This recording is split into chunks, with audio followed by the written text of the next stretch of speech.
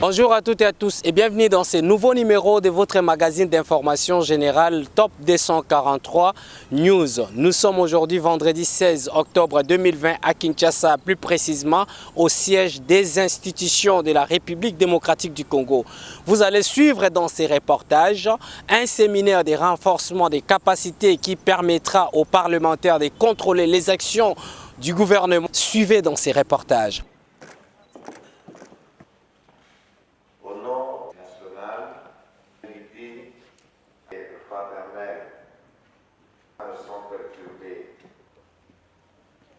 Je tiens, Jean-Louis Mabunda, le renforcement des capacités félicité. Parlementaire dans la lutte contre la corruption. Pour répondre la dédiée que la corruption est le réveil de formes abus de biens sociaux, entrave au bon fonctionnement et j'en passe.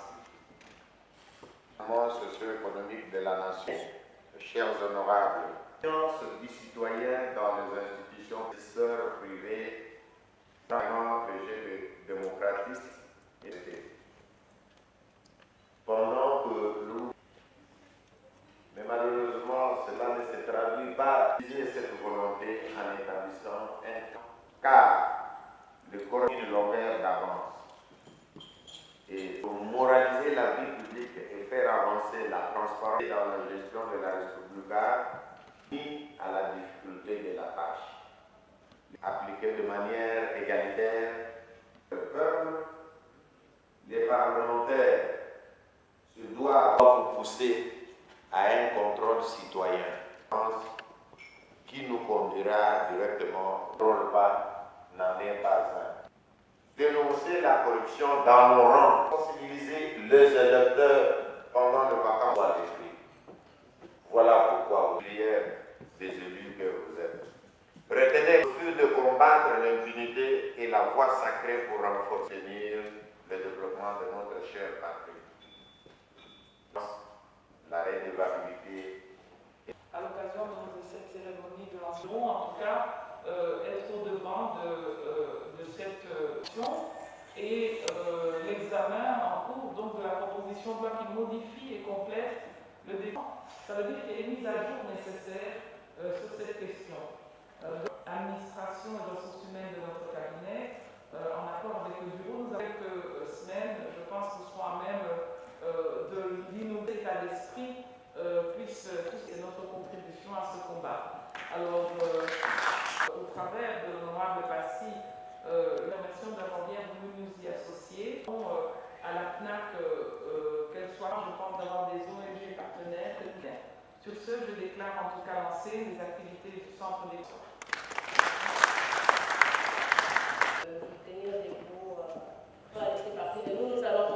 De présider ce double événement qui est consacré tant au vernissage du livre. Je vous rassure, chers collègues, qu'en vous engageant à combattre la corruption sous toutes ses formes, vous avez choisi la meilleure voie. Cependant, il faut être musclé, il faut être fort, il faut être ténace et avoir des nerfs solides, car c'est une voie très tordue. En votre qualité de législateur, c'est de vous principalement qu'on attend des initiatives allant dans le sens de l'éradication de la corruption dans notre pays à travers des réelles initiatives législatives de contrôle. Vous devez contrôler parce qu'un Parlement qui ne contrôle pas n'en est pas un. Il faut donc dénoncer la corruption dans nos rangs et partout ailleurs. Ayons le courage de participer au combat contre l'impunité. En tant qu'élu du peuple, vous serez donc aux avant-postes pour sensibiliser les électeurs pendant les vacances parlementaires aux effets néfastes de la corruption et les amener à dénoncer sans complaisance les auteurs et les co-auteurs, quel qu'en soit le prix. La lutte contre la corruption est une place de choix dans les préoccupations des Congolais. La corruption est donc des fléaux qui entravent, comme l'a dit l'honorable Passy, la croissance économique et donc qui maintient les citoyens dans la pauvreté à cause de la malgouvernance. Et donc, c'est une menace pour la cohésion sociale, pour la paix et pour les valeurs démocratiques. Elle prive aussi le trésor public de moyens et de ressources financières pour la mise en œuvre d'actions pour le développement du pays. Et donc, cette corruption, cause principale de la pauvreté ambiante dans laquelle vivent beaucoup de Congolais, elle met à mal une distribution équitable de nos richesses. Et donc, pour cette raison, elle doit être combattue par toute la population, mais nous, les parlementaires, nous devons en tout cas être au-devant de cette lutte ou de cette prise de conscience. Tant parce que nous sommes les représentants du peuple, mais aussi parce que nous sommes les contrôleurs de l'action publique. C'est pour ça que nous, à l'Assemblée, nous avons essayé d'être concrets suite à l'alerte de l'honorable Passy. Je vous rappelle que nous avons voté la loi qui porte création de l'Agence nationale de lutte contre la corruption et l'examen en cours donc, de la proposition de loi qui modifie et complète le décret du 30 janvier 40 portant code pénal pour renforcer les peines en cas d'actes de corruption. Et donc ces initiatives de loi qui visent à renforcer donc, la lutte contre la corruption s'inscrivent en tout cas dans le cadre de notre souci d'amélioration de la gouvernance et puis aussi dans le cadre du respect des engagements internationaux que nous avons pris. Sur ce, je déclare en tout cas lancer les activités du centre d'écoute de la PNAC au sein du Parlement congolais par rapport à la lutte contre la corruption.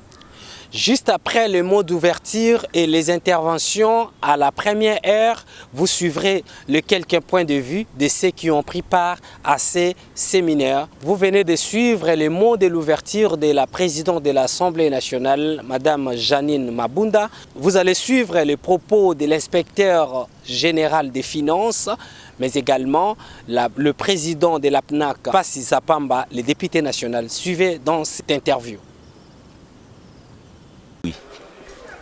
Un appui et un accompagnement aux actions que l'inspection générale des finances est en train de mener aujourd'hui dans l'intérêt supérieur de la République, parce que la corruption, c'est un fléau qui gangrène notre société à tous les niveaux. Donc il faudra que les parlementaires puissent s'en rendre compte, puissent vraiment s'engager à fond pour apporter leurs contributions que nous estimons extrêmement efficaces dans l'éradication de cette maladie.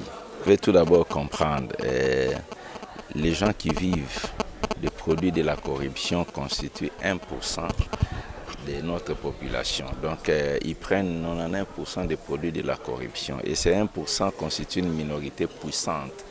Lorsqu'il faut les combattre, il faut vraiment avoir aussi des puissances avec vous pour les combattre. Et l'une des puissances pour combattre cette minorité qui nous met tous à genoux, c'est le Parlement. Donc il faut être avec le Parlement pour combattre cette minorité puissante qui met tout le monde en mal.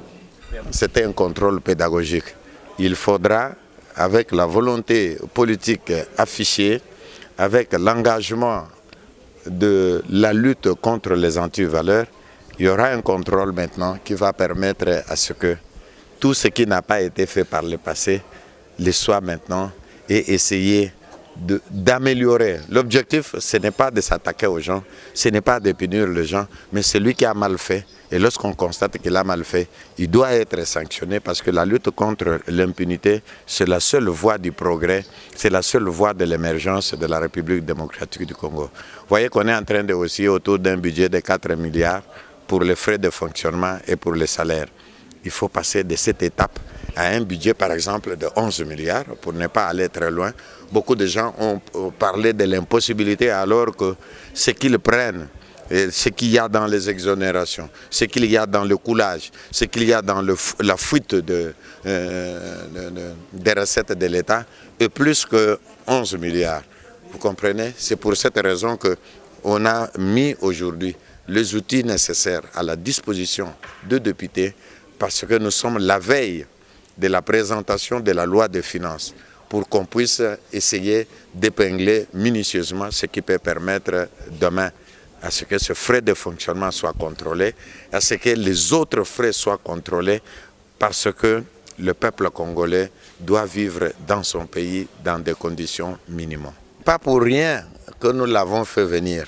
Ce n'est pas pour rien que nous avons fait venir d'autres intervenants comme celui de la cellule de lutte contre le financement du terrorisme et le blanchiment des capitaux. Ce n'est pas pour rien que nous avons fait venir le procureur général de la République. Ce n'est pas pour rien que nous avons fait venir également les procureurs de la Cour de compte. Parce qu'on ne peut pas lutter contre la corruption sans la justice.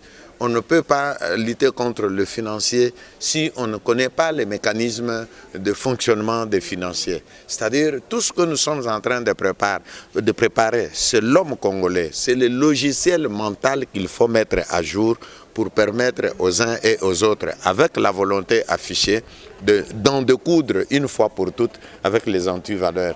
C'est ça, la seule voie. Maintenant, au fait, si ça ne dépendait que de moi, c'est la répression celle qui serait le mode de vue. La répression. Parce qu'on a prévenu depuis très longtemps, on n'avance pas, mais maintenant c'est la répression et qui sera combinée avec... Nous allons conseiller ça à ceux qui détiennent le marteau pour qu'ils puissent d'un côté donner le gâteau et de l'autre la baguette. Ce sont des Congolais et ils ont l'obligation de changer. Tout ce qu'on veut, c'est le changement de comportement. Qu'on ne s'enrichisse pas seul, mais qu'on s'enrichisse avec le peuple congolais. C'est pourquoi vous avez vu, dans la farde qui vous a été donnée par la PNAC, on vous a dit transparence, redevabilité et bonne gouvernance. Nous vous remercions pour votre fidélité parce que vous nous captez partout à travers le monde grâce à notre chaîne YouTube Entrepreneuriat TV. Restez fidèles, connectés à votre magazine d'information générale Top 243 News. Merci pour votre fidélité. À nous revoir très bientôt.